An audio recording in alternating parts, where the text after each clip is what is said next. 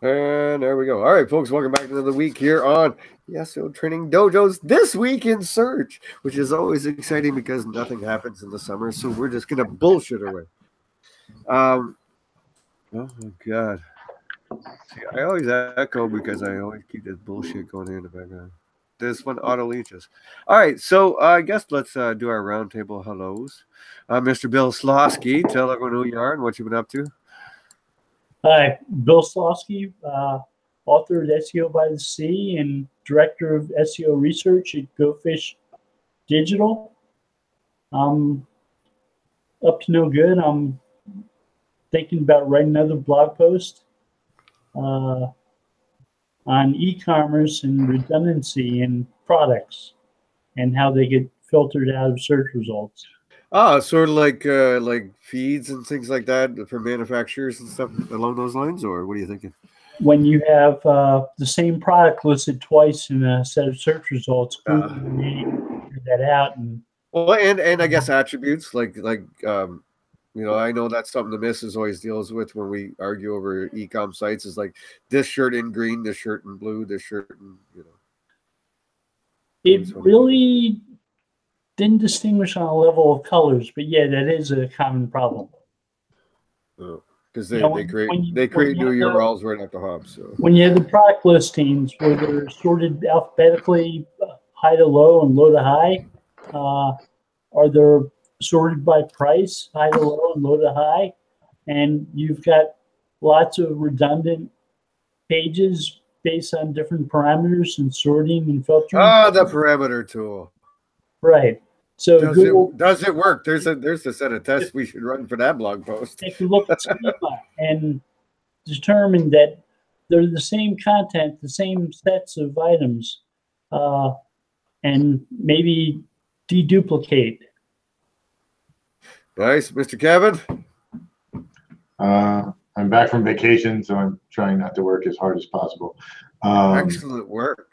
And no, I'm actually doing thing now where I'm trying to spider all of our sites to look for proper attribution in text, which is so much not fun because please explain attribution of text. Or instead of putting photos on dealers' websites and claiming that they're yours, we're attributing to where the photos came from, but they're not tagged.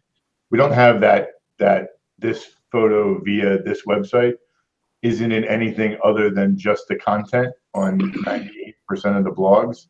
So I can't use a code to go get it. Oh, sounds like fun. Terry, what are you up to lately? Sorry, Terry Van Horn. Yeah. SEO Dojo, SEO Pros, and international website builders. And international website builders too, Dave. Yes, and grumpy guy that apparently I've been usurped by lately. Some of our dojo people have been like, "Whoa, are you hosting again today, Dave? We liked it better when Terry was because he gets up everyone's ass." I'm like, "Oh, okay, well, I get the day off." Or as you know, I released a new Dojo podcast. The This Week in Search last week went up this week, and we're going to be putting them up every week again, like we used to, and putting all our shows up. They're all up now. All right, well, stop usurping me. Go away. All right, Doc, what have you been up to? Cruel, but fair. Kicking off a bunch of new website projects and doing a site audit, big site audit, huge site audit on a very exciting new site down in Australia. We're very excited about yesterday because you had more business you could take a stick at. I hope it all fucks up on you. If I could duplicate tomorrow 364 more times this year, I'd have a hell of $1.5 million year. I tell you. I'm just going to channel my inner Terry here and say, I hope they all fuck up. Thank you for your support. Hey, well, apparently that's what people want now. So I'm gone for a few weeks, and now I just apparently come back and I'm an asshole. We'll be okay. All right, Steve, what have you been up to, buddy? And tell everyone where to find you. I've been doing actually development work this week, and All right, stop, roll it back. If someone wants to find you, where's your website address? How do people get in touch with you to give you money? It's always important. Come on, do it. You know you want to. No, Steve Bonin, Harris Web Creative, Milton, Ontario. So been doing development work this week. I've had 3 different sites and possibly a 4th, which should be interesting for a new company looking to save the bees. They want to put rooftop hives on commercial enterprises. Okay, wow, I'm moving along. I thought that was cool. Yeah, I'm sure they'll be on Dragon's Den or Shark Tank anytime now. It'll be different. Yeah, agreed. Tim, how you been? Tell us who you are. Tim Calling, a Servant's Heart Web Design and Marketing. Mostly doing development work, which is not really my favorite thing. I'm not getting as much time as I'd like to do real SEO work. So I'm back to figuring out how to scale the development side. Now hold on. Isn't development real SEO work though? I was talking to one of our young dojo guys that were mentoring and today earlier on Skype, and he picked up a whole bunch of new contracts that he's doing development for initially, and then he was like, "So I want to develop the site, then I'll do the SEO work, Dave." And I was like, "Well, no, they kind of go hand in hand. You don't want to develop then go back to SEO. Really, architecture and how you do it. That's part of most of what I'm talking about is rearranging the deck chairs on my Titanic. The homepage. Oh, I want this tile here, not here, but I wanted to do this responsively when we go to. Well, as we all just discovered in the last hour in the green room, I am definitely in the process of reorganizing the chairs on the Titanic. Oh boy. It's just my first real love, if you will, in this is the SEO. The non-site SEO work, even though the on-site stuff is certainly. Dude, it's everything. It's everything. To be honest with you, that's my love as well, and that's what I do best. So, but anyway, that and forensic work, which apparently I'm a massive failure at the moment. Terry, you want to mute that or no? Bill, you want to keep talking? Or I don't know. We'll wait for Terry. Sorry about that. No, that's okay, bro. Just keep babbling away. That's it's not like anyone's listening. All right, guys, before we move on to some news stuff, and interestingly enough, this did come up in the news this morning, so I am kind of getting lucky. All right, so news-wise, I guess since originally I was going to broach this on a totally different level, Google's new speed update will work on a granular scale. Small improvements matter.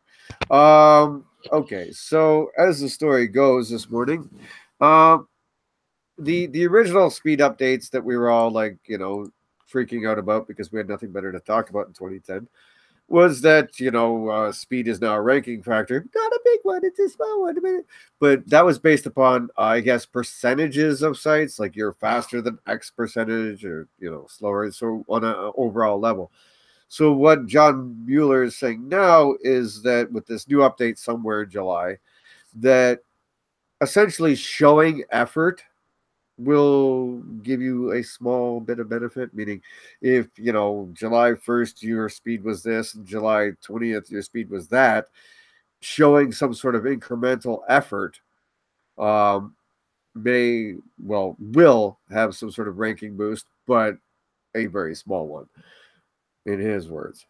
Okay, so that's looping around because literally when I made the show notes originally, this was just something I've been fighting with this week. So I'm just curious about some thoughts. So Bill, we'll go to you for the technical analysis. Bill, what have you seen or what have you read or what do you know as far as Google's interests in speed and delivery?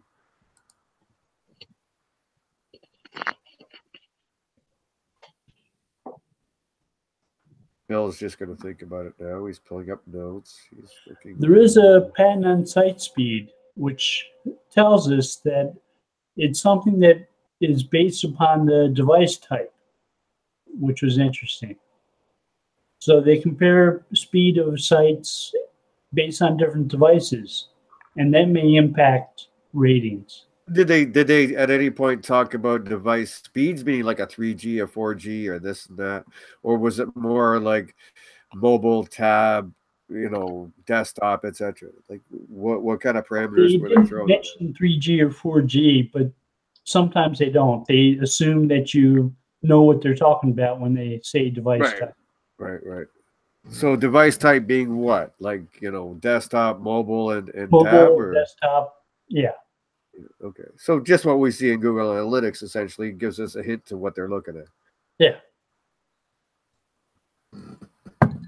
All right. So within that, was there reasoning on why the speed on those is important? Like is it obviously an end user thing, or is it a delivery thing on their end as far as crawling, or what were the highlights as far as in your mind what they were what they're looking for, what their motivation is?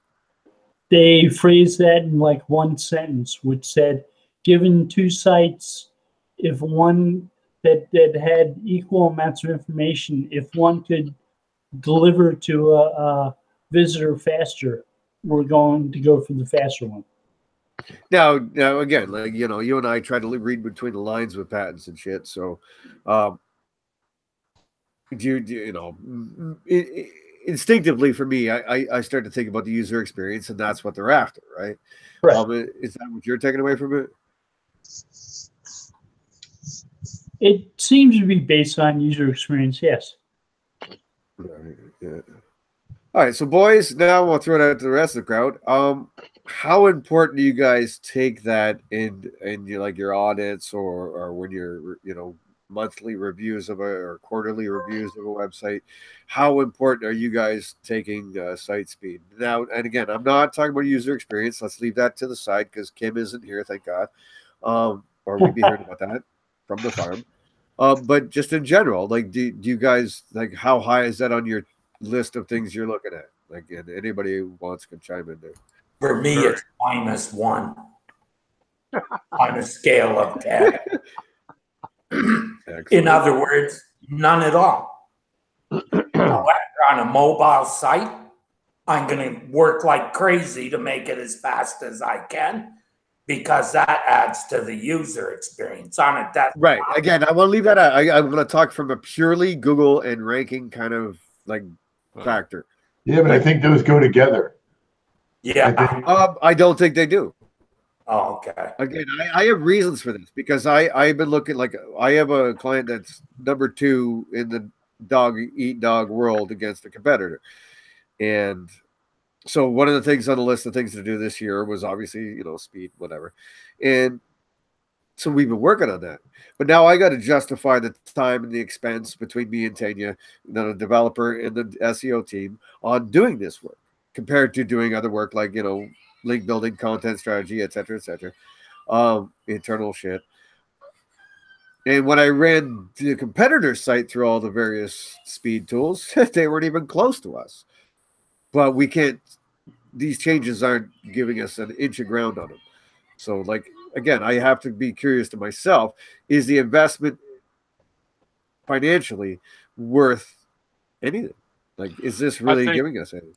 I think it has value for sure, because if people are going to your site, experience, I appreciate the user experience thing, and that's part of why we're doing it. But I mean, from a purely SEO Google ranking. Well, yeah. There is no pure, Dave. You can't ignore pogo sticking and bounce rate and all these things that obviously show Google that it's a shitty user experience, which is going to affect your ranking. You can't separate the two. They don't. So now we're getting, I talked about this earlier. So now we're getting into implicit user feedback. So now we're saying that those elements of implicit user feedback are implied to rankings, which Google has always denied. I don't buy it. Here's why I say -1. Purely on an ROI basis, it's -1. Every penny they spend probably is not going to return. Then, so if he's able to load in 2 seconds. No, hold on, Doc. No, hang on. Okay, sorry. Let me finish something. So you're saying that if he's able to get his client to load in 2 seconds versus a competitor, with all other things being equal, is loading in 10 seconds, There's no ROI. Okay, I that's call not. bullshit. No, but That's a that's big okay. difference. Let me get more finite with you, Doc.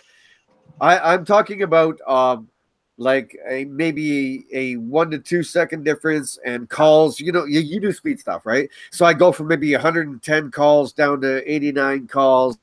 I take the page, you know, optimizing images. I take it from 2 megabytes down to 1.8. Like, how finite do you get it? How anal do you get it? At what point do you stop? At what point do because again, you got a big e-commerce site, you got to go through and optimize every goddamn image. That's going to take time and it's going to cost money. At what point is enough? At what point do you say, okay, good enough? Like, where do you draw that line? What I try to target is because I work almost strictly responsive. I don't go to a mobile site. Okay, I do responsive. I try to get the thing to load consistently in 3 seconds or less. And if I can achieve that without getting down into nuts and bolts of all the images and everything, then I'm not concerned. I go after the low-hanging fruit and do as much as I can. And if I hit 3 seconds, I'm a happy camper. So let me give you an example. Let me give you a real world example. So by when I look at minifying scripts and stuff like that, right? What 3 out of the 4 scripts broke the slider, something like that. 3 out of 4 scripts that were advised to be minified broke the slider. What was the slider? It was one of the most popular ones. We tried to defer it. Yeah. Tried to minimize. What's the name of the slider? Layer slider. Sorry? Layer slider. Layer slider. It's apparently very popular in WordPress, very common. Now, so at what point do you go to your client and say, hey, we just got to ditch this slider for what gain? You know what I mean? As opposed to presentation and to the end user. Like, again, I'm struggling with where do you draw that line? I'd say somewhere between 3 and 4 seconds. If you're over 4 seconds to load, then you have a real problem. Yeah. Okay, well, here's the thing, right? All things being equal, right? And we're talking about ranking factors, right? The speed has to be really noticeable before it's going to move up, be a ranking factor. I would agree with that. On user experience, that's a whole different ball game, right? And you can't say you can't do one without the other. You absolutely must. If you're doing it for ranking purposes, right, you only look at the ranking. Otherwise, you have to tell your client, here's the benefit from ranking, here's the benefit from user experience, and you can even, when you take the user experience, you can equate that to conversions, which can be money, dollars, right? Then you can make a guess as to whether the client should do it. But doing it just because Google says it's a ranking factor is amateurish and it shouldn't be done. It's amateur work. It's not professional. I would agree with that. Your original question, Dave, was where do we put it audit-wise? Like, I go with what Terry, along the same lines. What is the audit? What's the purpose of the audit? What am I doing the audit for? Does the client want to know? This is an ongoing client, not an audit situation. Okay, but you asked continuous improvement process. With that client, if their goal is to, if you're trying to improve conversions, if you're just going after rankings, speed doesn't do anything, unless your site sucks. Like, if it's extreme from one side to the other, but it's not like your site loads in 3.4 seconds and my site loads in 3.1 seconds, I'm not going to outrank you based on that. No, I would agree with that. But I don't chase rankings. I chase performance. And by performance, I mean, is the site doing what the client wants it to do? Is it generating conversions, revenue, sales? Again, no, I understand it from that level. I want to really approach this from a pure SEO and sort of ranking level. Yeah.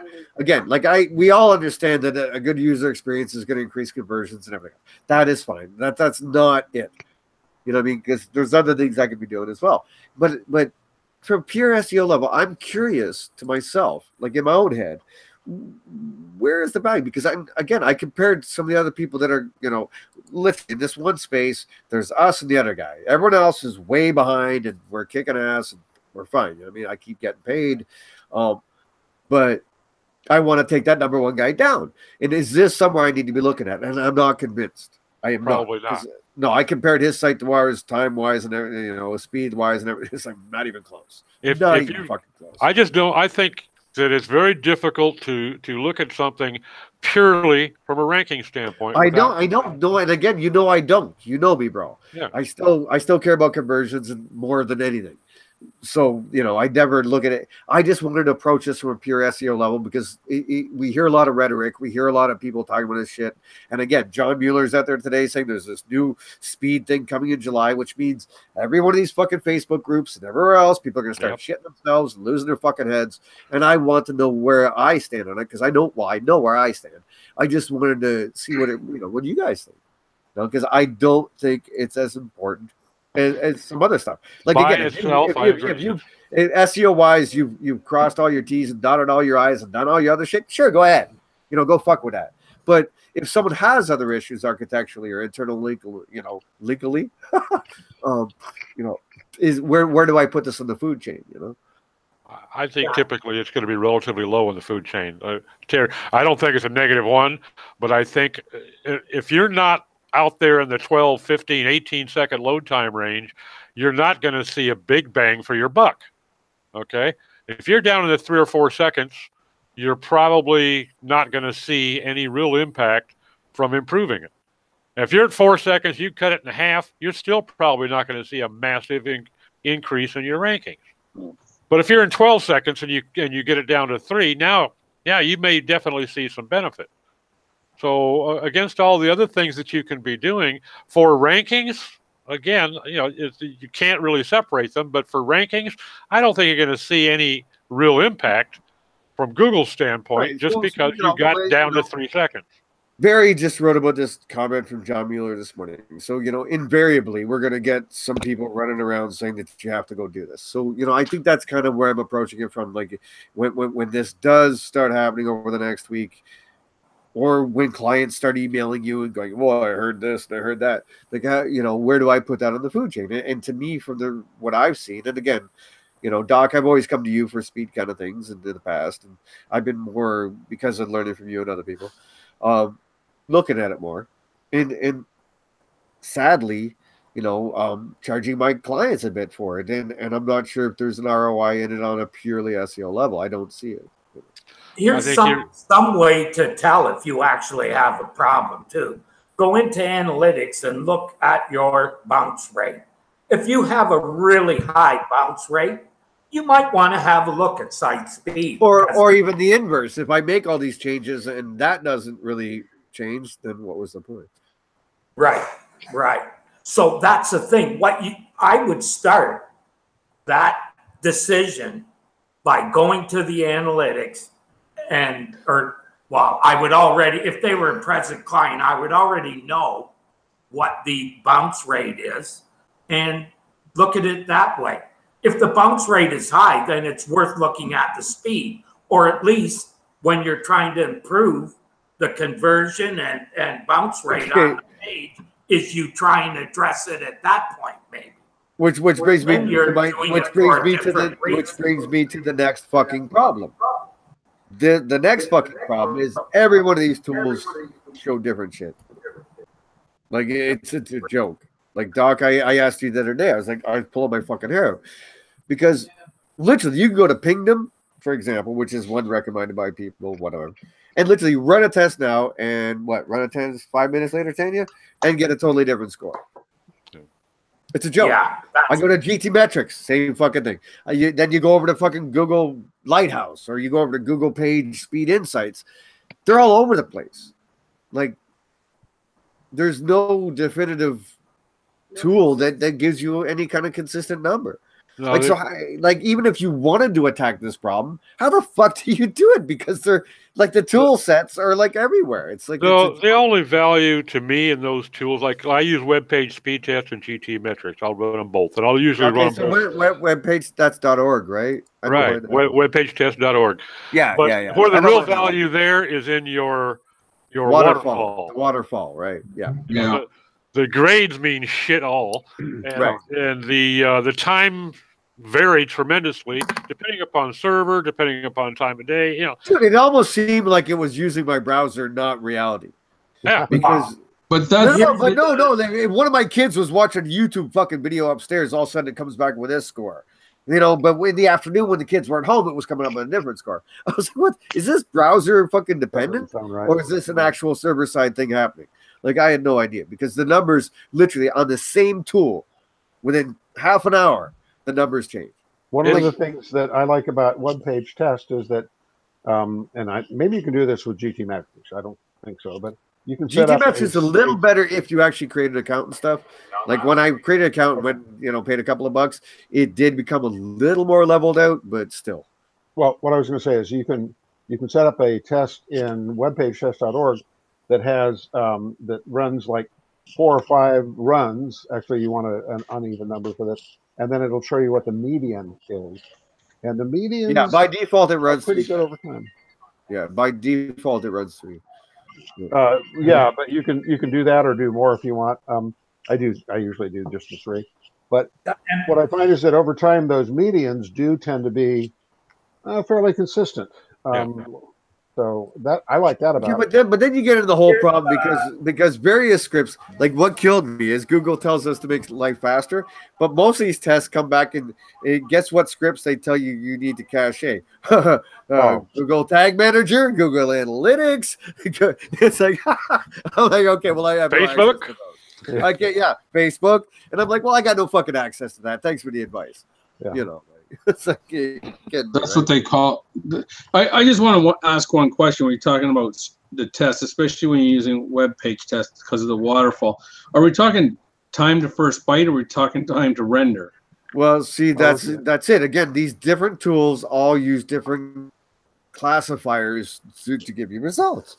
You know what I mean? Like, does anybody use Chrome DevTools? Like, looking at it from a pure browser standpoint, and then the number is consistent.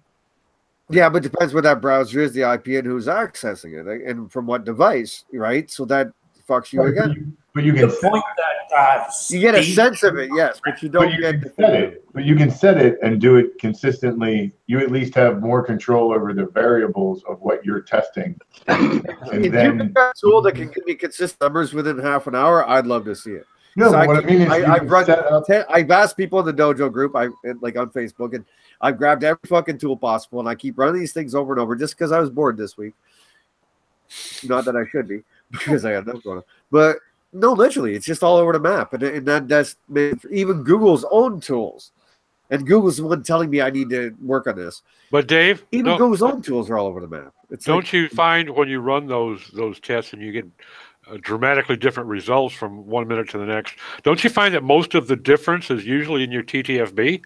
I do. Yeah, possibly, yeah, sometimes. But, which, to that, I just kind of blow that off because that's the host, that's the server. Not much you can do about it except pick it up. Like literally, dude. Literally, I think it was GT Metrics. We killed back the calls, right? We lazy loaded some stuff. We took down the images, everything else, and all those numbers in the report went up, but the overall score went down. It was like, oh, I want to kill somebody. I'm like, what the? Well, it's totally. And now again, for me as a guy who spent his life, in the dev side as well as the SEO side, and obviously we, with Tanya and stuff, we do the dev side. I understand how to look at these numbers. I think what's bothering me is the average person, right? The average SEO or the website owner is going to get so confused by this shit. Like, you got Google on one hand telling you to do one thing, and they got all these fucking tools, including their own, that are all over the fucking map. Well, their own is the worst of them all. Google, their speed test tool is the worst of all of them. I wouldn't I put agree. a fire out with that. Yeah, Lighthouse is. So I did like the improvements it said to made. I made improvements on images, took them down to where they said they were properly optimized. Things were pixelated like crazy. Yeah, no. Again, I'm a Photoshop fucking wizard. Make your site ugly so we can make it faster. Again, you could do that. Like I'm a Photoshop wizard, so I can still do lossy compression without losing like shit and making it pixelated. But again, it was more the loading of the scripts and stuff like that. That's where the real issues come in. And your average WooCommerce or whatever you've got, that's very difficult without breaking something. You know what I mean? Like literally, we sat there breaking sites over and over, trying to, figure out which scripts we could minify and which ones we couldn't. And it's not that easy. And the gains, I'm not sure, are worth the time. That's just the way I'm feeling about it. I did it, and I found that there was definitely no reason to do it for ranking. Now, I tend to agree. Again, like I said, I did this work on a client site for about 3 pages, and then I said, okay, for me to do this across the site, it's going to be X number of dollars. And then I went and ran a competitor who's the big dog ahead of us, and they were much worse than us. So I don't see how this is going to be a benefit to my client. In that instance, I doubt very seriously there's any ROI. If you're already beating the hell out of them, what are you going to gain? They're beating the hell. No, dude, we're talking about Nancy here, and they're beating the hell out of us. But when I ran their site, in terms of time. Tools, when I ran their site through the tools, much worse than us. If you're beating them in speed now, then why would you worry about speed better? Yeah, exactly. But I still think that your favorite answer is really what applies here. It depends. Depends. There are instances where it's definitely going to work. Yeah. Well, not for pure ranking in almost any instance. Yeah. When you say all over the map, Dave, what kind of range are you talking about? 3 seconds to 4 seconds, or 3 seconds to 10 seconds? 3 seconds to 9 seconds. Wow. 9 seconds is a long time. Yeah, and it's all over the fucking map. It's just crazy, and it's just like. And again, if they're at number one and number two, and with that kind of a differential there, then they're kicking her ass someplace else. That's what you need to find and work on. Yeah, basically it's links, and I don't manufacture those, so I don't even know what to do there. And even the link ratios aren't that huge. It's not that huge. It's like within parameters. So. Yeah, I just use the Webmaster T test, Dave.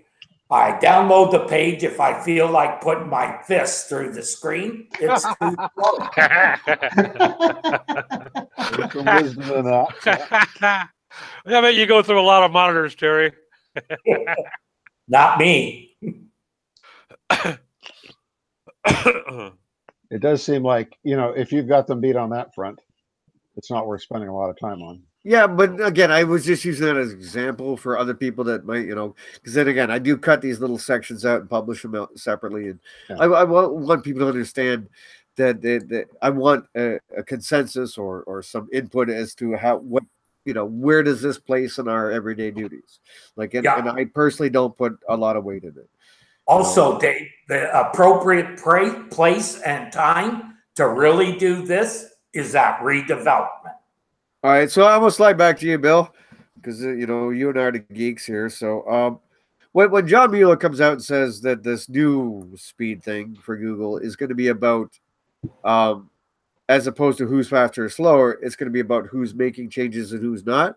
Do you think that's a trust kind of element, meaning that this is an active site that's actively trying to improve itself, as opposed to a site that's stagnant and maybe been left behind?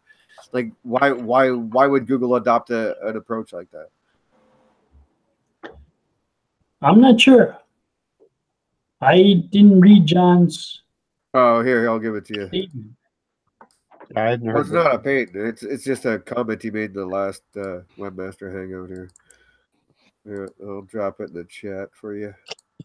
So essentially, what he's saying is, back in 2010, their speed update was about faster or slower.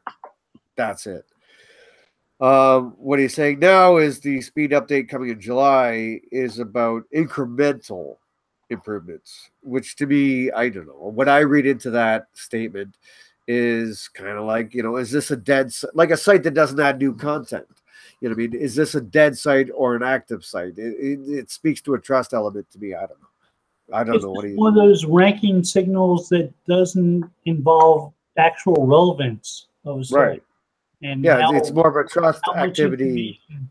The site provides in terms of informational situational needs. It doesn't add to that. So it's a matter of Google trying to do their best to help speed up the web overall. Like Google trying to make the web. It's almost like the QDF. It's like the QDF. You know what I mean? It's like that is this active and alive, or is this site stagnant and dead? You know what I mean? Like that's what I kind of read into it. But well, I read it a little bit, his statement a little bit differently. As initially they said that fast is not going to give you a boost. Slow might give you a ding, okay? But fast is not going to give you a boost. Right. So dampening and now dampening, he seems to be saying that fast, improvements in speed may give you a boost. So I see a little bit of a shift in their standpoint in that regard. Yeah, but that may, Dave. One thing that I think this kind of falls under is general site quality, or as we've grown to call it, right, of the exactly. website. That would definitely affect quality score of the whole website, as like a number of things that don't really seem like they should matter. For instance, well, no, like Terry, I'm totally in line with you because I think of this almost in an spam way because again, the only Googler I ever knew was Matt. And a site that's a spammer or something else doesn't care about this stuff. You know what I mean? Whereas a site that's active and ongoing and trying to improve the continuous improvement process does care about this stuff and works at it. So it shows almost a trust element, an element that this site's active and alive as opposed to dead and stagnant. You know what I mean? That's kind of almost what I kind of read into it. But remember the patent information retrieval based on historic data? Yes, I do. I remember the whole set, brother.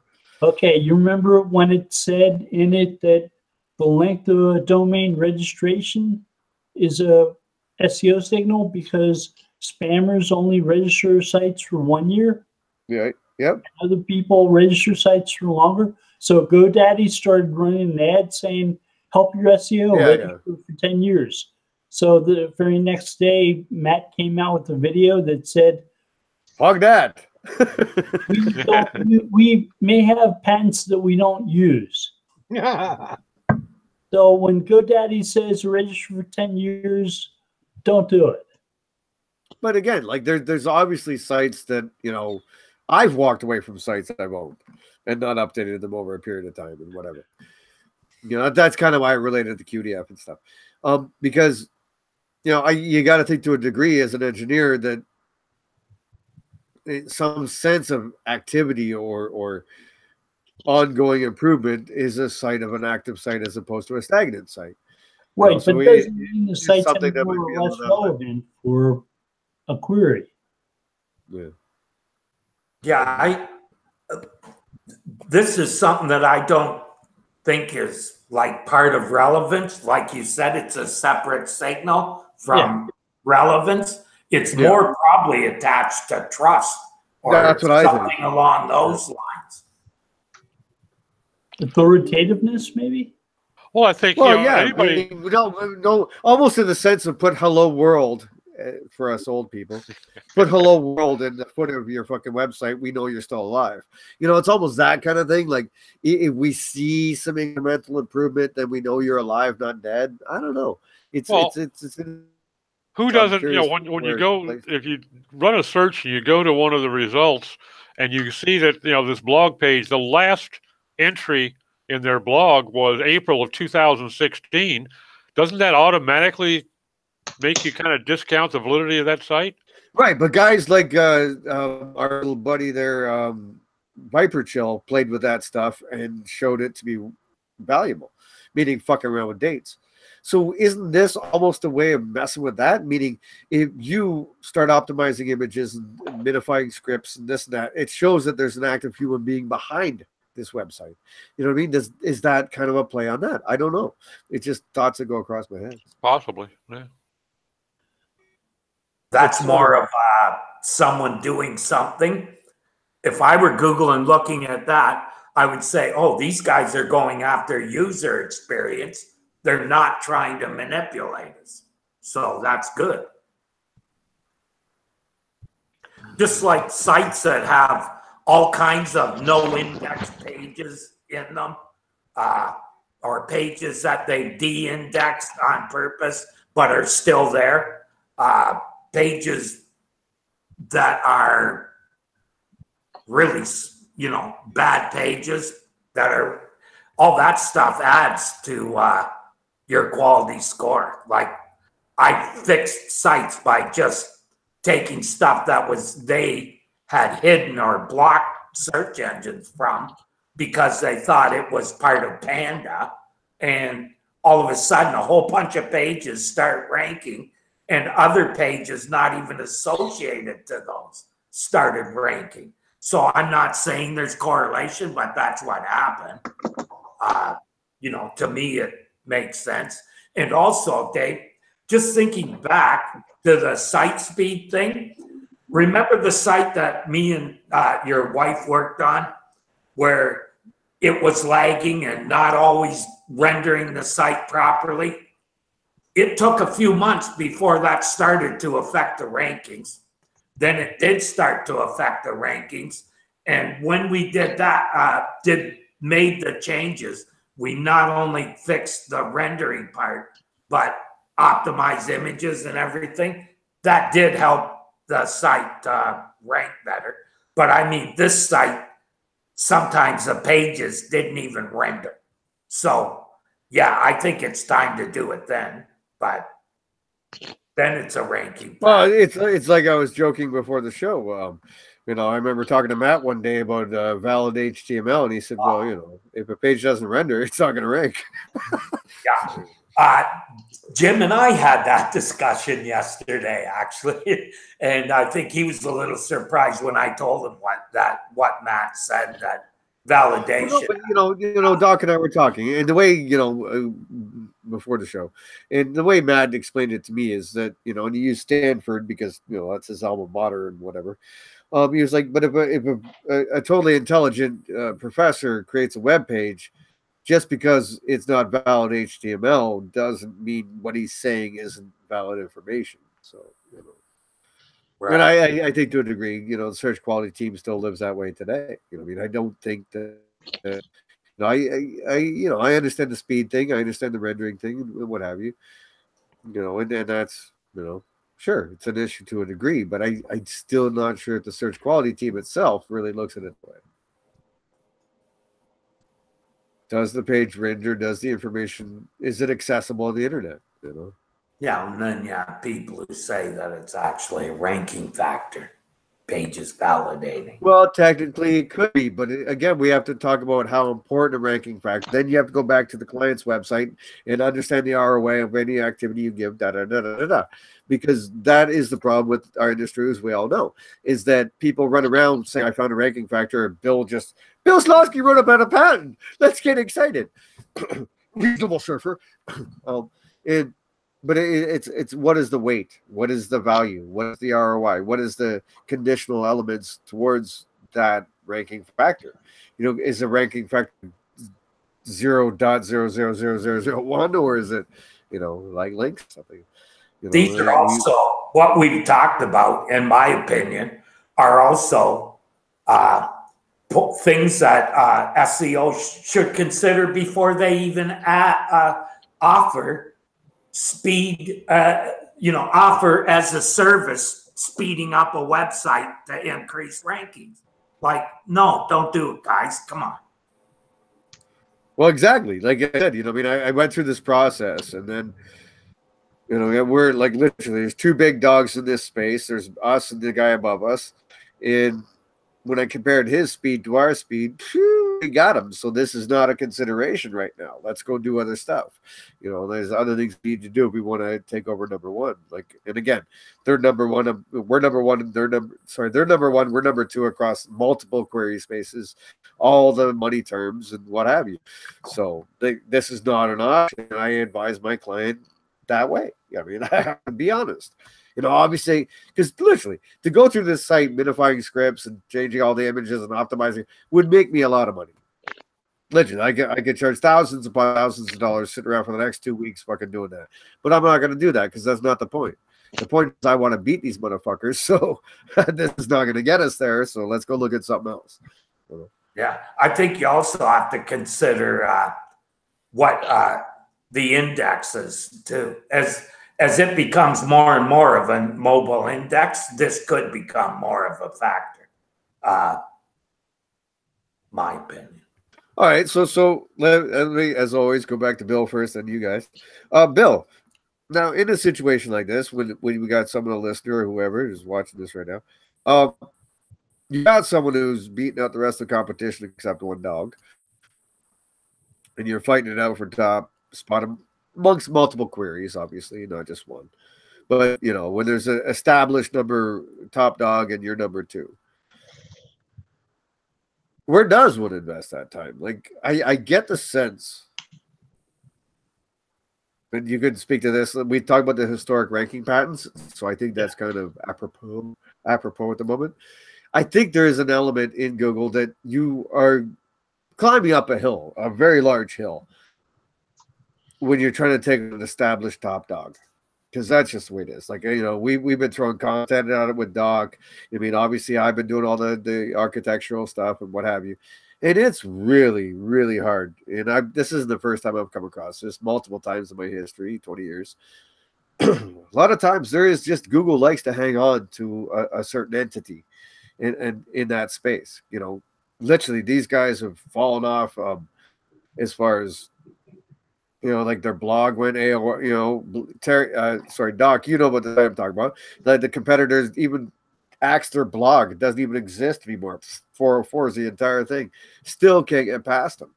Like, is there a certain element you think in what you've read or seen or believe that it's very hard to get Google to let go of a certain entity? Slightly different take on this. I remember working with a site that when it ranked number 2 for a certain query, it got a lot more conversions because it was more of a transactional site than the one above it, which was more informational, and you couldn't make purchases through that site. So the first site that often showed up for that query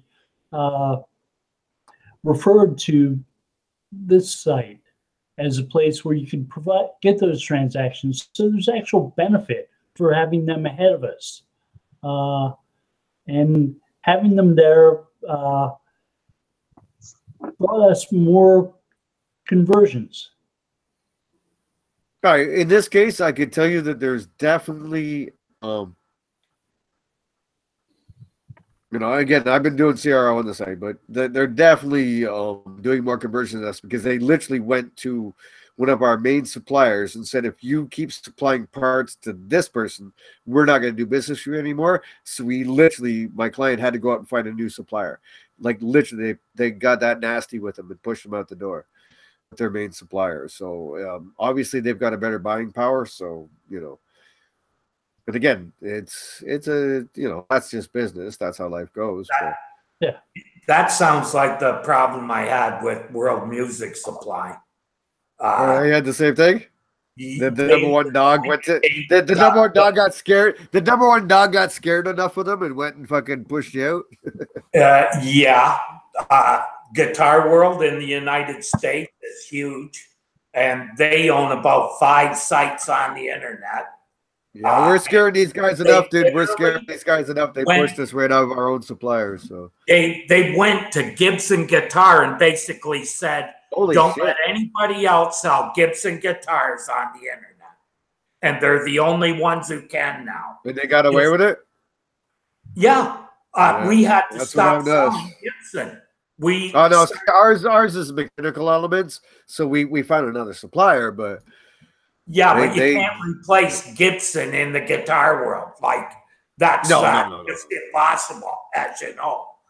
It was a real. But yeah, this is a tough and dirty battle, man. This is a tough and dirty battle, and these kids aren't playing nice. You're making inroads when they do that. When they come to your main and say you can't. But they didn't just cut us off; they cut everybody off. Yeah, they went after us specifically. So basically, they gave Guitar World internet for. Well, that's what I told the client. I told the client we're doing something right. The fact they had to go and do that means that they're a little worried, but Yeah, it's hard to push them, man. I've been trying to push them out for about a year now. So yeah, I would also, if it's any kind of a localized term, go at them locally too. no, it's fairly national. Like there is some localized elements on walk-in business, but no, it's pretty much. Because that's how I managed with a main competitor with Telsac was. Like fortunately, these guys already, when I came along a year ago, already had two websites, one for the high end, one for the low end, which is the one we focus on local. So we do fine on the local business with this, but it's the the national stuff that they're pushing us on. So. Yeah, but I like a good fight. I like a good fight, but it's just becoming somewhat obvious that no matter how much work I'm putting in and costing the goddamn client, that we're not making inroads with Google. Like they just really like this site there, and the content's less. And like I said, they even cut off their blog; it's gone, and we're still blogging. We're doing all the shit that everyone's listening us to do. It's not helping. Google just is in love with this site. Wow, you know what I'd be doing? Looking at their old blog site, get all the analytics you can on it, and start. We already did that. Okay. Doc's already created content. I'm going to contact all the people linking to them, and we're going to ask them to link to us. We're all over that, buddy. Trying to. Yeah, don't worry, buddy. We're on that. Once they killed the bloggers, the first thing I thought. Oh, okay. Yeah. Let's go steal those links. Yeah, for sure. Yeah. But no, I get a sense that Google really likes to hold on to tried and true tested stuff. They do. Well, it'd be interesting to see how many links were pointed at that blog to see how that. Not enough. And you're talking literally. This is a high-end luxury item, but literally none of the top dogs have more than maybe 3,000-4,000 links. Okay. It's just not it's not the kind of high-end luxury item that people would look to conversations about. So Google is seeing this competitor as an authoritative site? Yeah. Boost based on for example, one of the core terms, they not only have a ranking page, but they have about 3 sub-pages now. They don't treat it like a hub. So it's not like a category page, but it's a page that ranks, but they've got 3 other pages that they feed off to from. And so that's a strategy we're looking at the moment. But yeah, it's very authoritative. And pretty much they were the top dog before my client came around. And, we fought our way up to number 2 in the business. And I mean in the business, not on Google, but in the industry itself. Right. We're number 2. And yeah, it's just got a very high authority fucking rating. So would becoming more authoritative be a tactic to follow? Yeah. Interestingly, some of the other competitors have grown with Google, at least over the last year and a half, because I think, and again, it's not as much what they're doing; it's how Google started to treat the query spaces, and so I appreciate it. I know they're competitors, but I like how Google's starting to give some credit to the other guys. They're still not a direct threat to us. You know what I mean? They're not. Again, it's just 1 and 2, and we're eating up all the business in the States. But it's nice to see some of the other competitors are starting to get some love from Google, because I track all that shit. I watch competitors like a hawk, even the farthest down ones. And it's nice to see. So that means Google really is looking for options. And I like that. As far as just a search guy, as a human being, where my children have to grow up using the internet, I like that Google's been doing that. So I appreciate what they've been doing in this space. But yeah, these guys are next to impossible to bump off, and they're not doing anything, literally. Like their social presence is nothing. They're like, their website, like I said, they cut the blog out in 404s. Do they actually make the product? Yes, both of them do. Yep. Oh, they both manufacture the product. Yes. What I was talking about is suppliers for parts. Okay. Yeah. So yeah, they both manufacture it and whatnot. And yeah, it's just interesting. Google really has a thing in this query space, at least. They have a real thing for a trusted authority that's been in their rankings forever. Yeah, so those are the 2 oldest sites, I imagine, too, yeah. eh? by Well, far. interesting. Well, my client did diverge their offerings into a lower end and a higher end. And so Okay. the higher end is one that's really competing with these guys right now. The lower end offering is tanked like a motherfucker, but Tanya's busy redeveloping that site and whatever. So that's the older one, the actual name of the business, funny enough. The actual physical presence. But yeah, no, yeah, dude, these, and I've thrown everything at them without spamming, you know what I mean? Like, thrown everything at them I can without spamming. And yeah, it's tough to unseat a number one like that. And again, this isn't one query space. This is across like 25, 30 core query spaces. Both sites doing video. Neither. I've tried to pitch that, but there you go. That's your angle. I know, dude. Oh, we still think alike, Dave. I know, buddy. I tried that, but anyways. So yeah, go for it. But yeah, I mean, the rest of the usual kit, kit in the toolbox, and I've thrown at it, and it's keeping us there, but it's not making a dent. They're still making plenty of money. They're still fine. I mean, the business isn't insolvent. They're doing fine. But they have any kind of slideshows? No, not a lot of data stuff, and that was something I've been preaching. Like, you know what I mean? Like, I've gotten to the point where, I'm looking at word counts and shit. You know what I mean? I'm looking at, like core pages that they have 1,800 words plus supporting pages where we have 800 words and non-supporting pages, and building those kind of strategies out and things of that element. But it just seems like got like core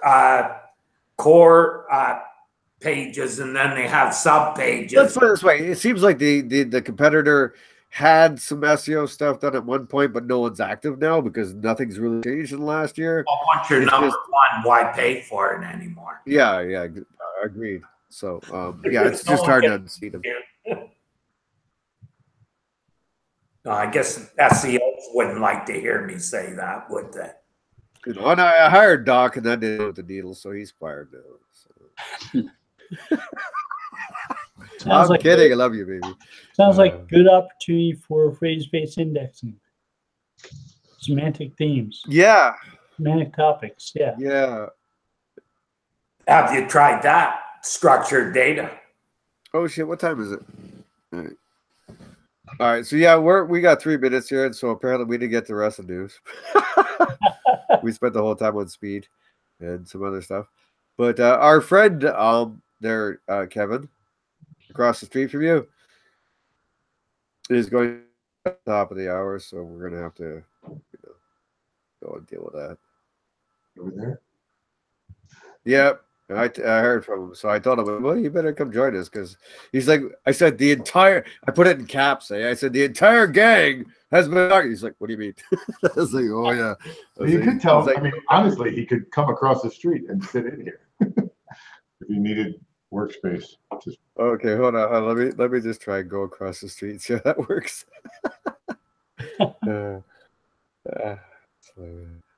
Yeah, you know what I mean? I think what we've highlighted to a degree here today, guys, is that it is, every query space is unique. Every situation is unique. And you like, I've never approached any two situations the same. And I take pride in that. You know what I mean? Like, I take a lot of pride in that, actually.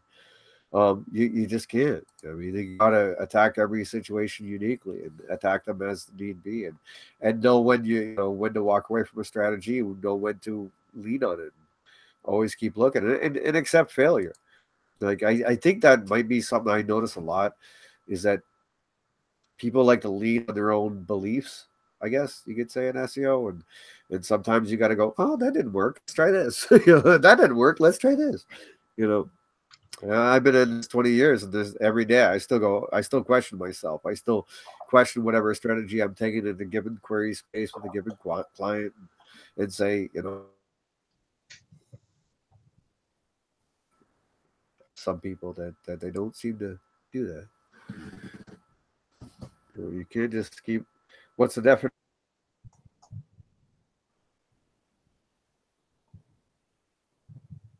Uh-oh. Dave's frozen up.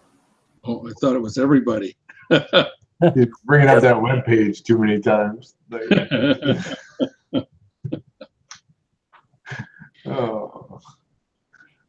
At least he's got a drink in his hand in the frozen picture I see. If you're going to go out, that's the way I want to go. Is like, drink in one hand and in the other. Like if you froze with a smile, it would be weird. I say out of love. Not only would that be weird, it'd be like not real, because that would never happen. I'm smiling now. I know. That kills that whole thing. Don't say that, Bill, because I might start singing. Don't start saying Frozen, because there's probably a song in there. Well, no, it's just fine. Yeah, I have too much shit going on here. Hillbilly internet, man. Firefox decided to update itself right there. What was your client's objection to video, Dave? Cost. It's always cost. Video is always cost.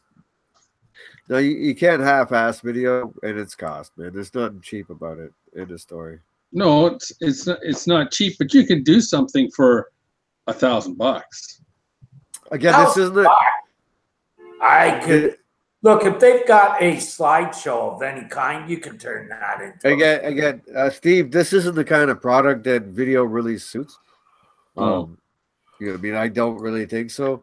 Okay, now this is the kind of product that gets implemented into a home. Okay, I think I'm safe talk. I'm not giving it away NDA wise, right?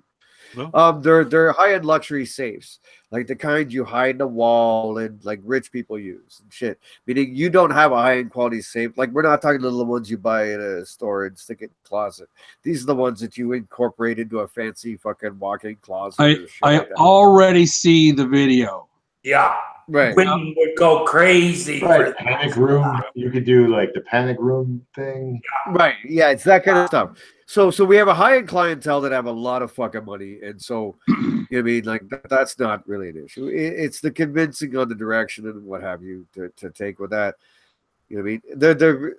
They're once bitten, twice shy. They've employed social teams. They spend about 30 to 50 grand a month on fucking AdWords, et cetera, et cetera, et cetera. So, they got social teams that have done fuck all for years. And, it's just once bitten, twice shy. It's hard to convince someone that has wasted a lot of marketing dollars on shit to do something new. You know what I mean? So, it is what it is.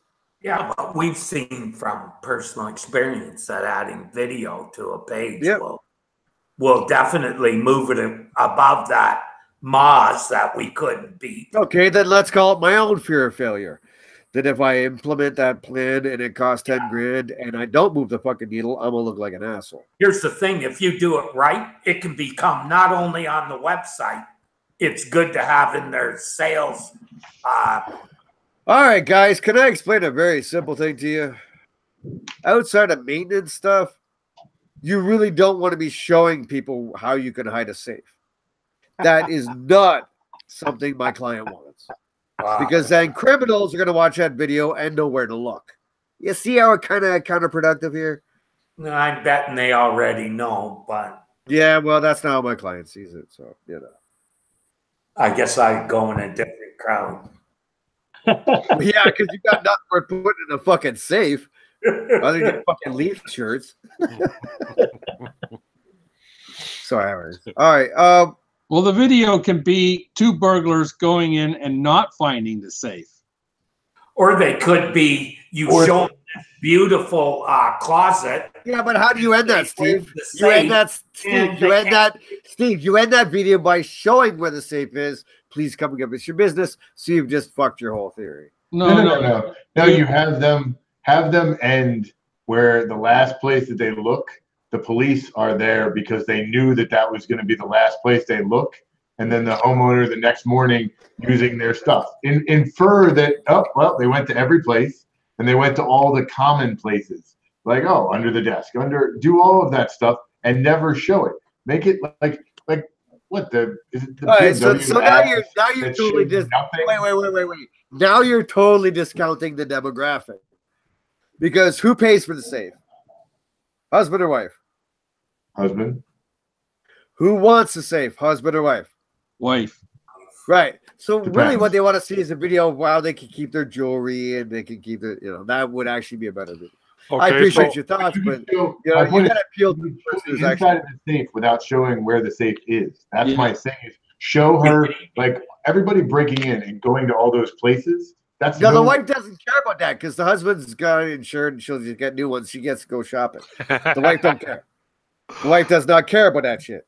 The husband does cares. care about See, the that's why this presentation. no, it's a very difficult demographic because the husband cares because his insurance rates are going to go up if someone gets a hold of it. The wife only cares if somewhere safe and she can tell her friends about it. It's a very interesting demographic. Well, this is proving one thing. This is why we are SEOs, many of us technical and not marketing schmucks.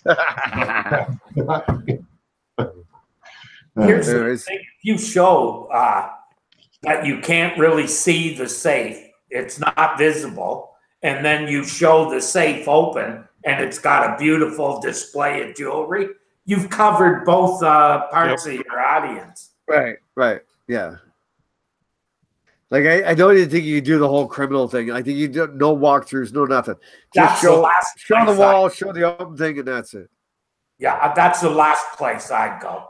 Like they literally have thing. They literally have fucking watch winders. This is the guy thing. What a watch winder is, dude, is you take your Rolexes and literally, these people have so much money. They have like 5 or 10 fucking Rolexes. Right. You put it in the slot in the safe. Yeah. And it fucking winds it. A rocker. Yeah. that's the height of something or other when you gotta buy a piece of equipment to not have to move your wrist to wind your fucking watch for you. I always thought that's what Literally, children were for. Literally, I thought that's what one of the children biggest selling points with these safes is sticking them in a wall, like 5 or 10 of them. And when you stick them in this safe and close it, when you open it next time, they're all wound for you. Did you tell them that to better market their product, you needed one? Like, that's what I would have done. Like, let me see exactly how it works, and then I'll work with you. You can send the 5 Rolexes here. Yes. Sorry, the watch winder is not working. Dave, did you put your Rolex? Video would be very difficult in this situation because they're trying to promote security, so you can't promote security by giving away the fucking farm. I can almost see a video where secure in their home and the wife being able to enjoy her jewelry when they go out, and showing them all happy and safe and all having a good life, and possible because they have a good safe. Now, like I told you guys, there are 2 ends to this business. There's the high end and the low end. So we've discussed the high end. All right. Now, the low end, I'm going to give you one simple concept. The store's in Los Angeles. And that's where the walk-in store is. So guess who most of that traffic is? Come on, anybody? Doc, you're not allowed. Doc, you're not allowed to because you already know you're not allowed to. Marijuana. Gangbangers. Right. Yeah, there you go. Guns and drugs. That's the other end of their business. So I got the video for that one too. You blow up the house, and there's nothing left but a cement slab, and the guy comes back on his motorcycle, and he opens up the safe and takes out his stuff and runs away. I think it's really easy. Just watch Michael Mann's movie Heat. Just watch Heat. Yeah, because that's not an recreate it expensive video to make there, Steve. We only got to blow up a fucking house. Good job, buddy. Thank you for that. That's helpful. CGI. Think of how good it would Just recreate Heat. You'll be fine. They do a lot. The motorcycle rides off to the sound of Bad to the Bone, right? Yeah, it's funny. Like, no, I kid you not. Like that is a lot of their walk-in business because they're in LA, and a lot of their walk-in business on which is their low-end website. They got a high-end, like literally. I don't rank the high-end website for gun safes, but the low-end website we do. You know what I mean? So, it's a totally different business because the low end stuff in LA is like guns and drugs. So oh, lots of fun, boys. All right, we're gonna check out for today, folks. Thank you for joining in, and hope you learned how to store your guns and drugs. If you need somewhere to store your guns and drugs, come to me. I got you covered. There you go. Especially in Canada, that works out well. Yeah, well, there's no guns up here, but lots of drugs. Lots of drugs. Yeah. All right, guys. Everyone have a good week. See you next week. Bye.